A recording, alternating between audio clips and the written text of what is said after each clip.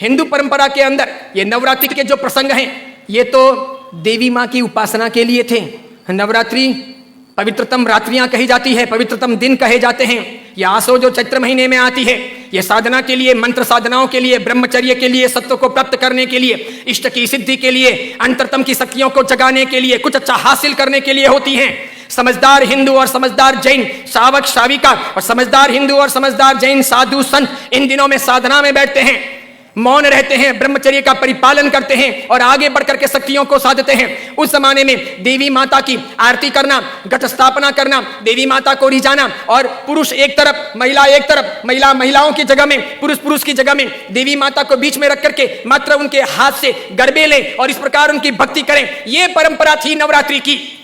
उसके बाद में मात्र गुजराती स्टाइल में डांडिया आए थे, तो बहनें बहनों में खेलती, बीच में देवी माँ की स्थापना की जाती, पुरुष में खेलते और इस प्रकार नौरते रखते, नवरात्रि पालते, खान पान का ध्यान रखते। उन दिनों में कोई शराब नहीं पीता, गुटखे नहीं खाता, चाय तक नहीं पीता, व्यसन नहीं करता, अलग अलग शयन करते, पति पत्नी अलग अलग रहते, ब्रह्मचर्य की साधना करते, संपर्क नहीं करते, शुद्धता प्राप्त करते और इतने सारे भोग विलास की जिंदगी के बीच में, इतने सारे विषय वासनाओं के बीच में कोशिश करते कि कुछ दिन पवित्रता के साथ बिताएं ताकि देवी माताओं के सानिध्य प्राप्त करके हम शक्ति संपन्न बन सके, उनके आशीर्वाद अपनी जिंदगी में फल सकें। गरबे गए, फिर डिस्को आया, नाना प्रकार के धुनें आई, नाना प्रकार के गायक आए, कई कंपनियां, कई संस्थाएं इसमें कूदी, कई सारे लोगों ने धन कमाना शुरू किया, छोटे बड़े ये डांडियों के अलग अलग कार्यक्रम होने लगे, सब लोग ललचाने लगे। देवी माँ एक तरफ रह गई, देवी की साधना एक तरफ रह गई, नवरात्रि की पवित्रता एक तरफ रह गई, घट स्थापना एक तरफ रह गई, गरबे लेने का भाव एक तरफ रह गया, आरती और देवी माँ को रिझाना, मातृ शक्तियों को प्रेरित करना, ये सब एक तरफ रह गया। आज डांडिये खेलने वालों में से किसको पता है कि साधना क्या है, ब्रह्मचर्य क्या है,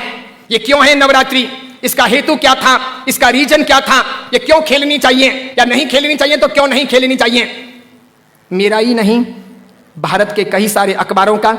कई सारे समाजविदों का,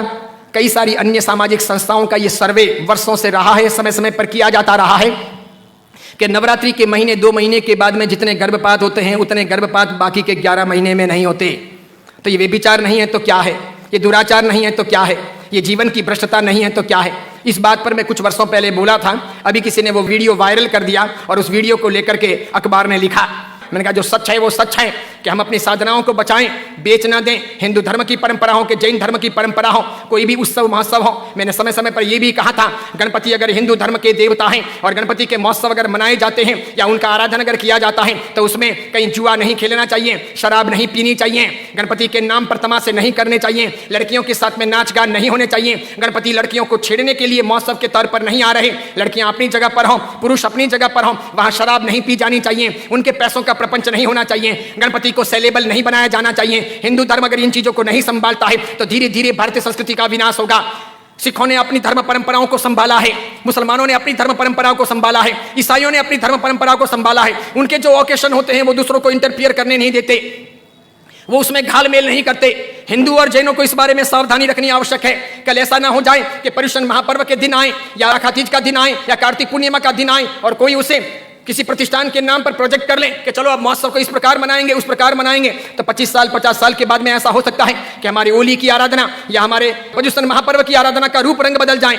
जैसे मैंने नहीं कहा था कि मात्र संगीतकारों को बुला करके हम 9 दिन की भक्ति रख लें, सुबह भी भक्ति, रात को भी भक्ति, ठीक है, और इस प्रकार पर्युषण आगे बढ़ जाए और अच्छी खासी संख्या के अंदर वे आधुनिक संगीतकार आधुनिक धुनों पर बहुत गाएं और नौजवान लड़के लड़कियों को मजा आ जाए, सब वहीं पर जाएं। तो 10 साल 15 साल तक अगर ऐसा चले तो आज एक ने किया, कल दूसरा करेगा, परसों तीसरा करेगा, बाद चौथा करेगा, धीरे धीरे साधुओं के व्याख्यान में कोई नहीं जाएगा,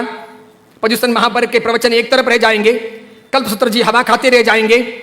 और पर्युषण का रूप बदल जाएगा। ये नहीं हो सकता, ये नहीं किया जाना चाहिए। मैं इसलिए कह रहा हूं कि मेरी जिंदगी तो बहुत छोटी है, मैं तो कल दुनिया से चला जाऊंगा, लेकिन भगवान के शासन की परंपराएं नहीं मरनी चाहिए, हमें उन्हें जिलानी होगी। हमारे बच्चों को ये पता नहीं, उनको तो क्या है, नाचना गाना कूदना घूमना फिरना अच्छा लगता है, उन्हें सामाजिक प्रतिक्रमण ना अच्छे लगे, बिना पंखों के रहना उन्हें ना अच्छा लगे, लेकिन जरूरी यह है पर्युषण महापर्व की पूरी प्रक्रिया, उसकी साधना की सारी व्यवस्था समझी जानी चाहिए और इसीलिए हर बाबत के अंदर सावधानी आवश्यक है।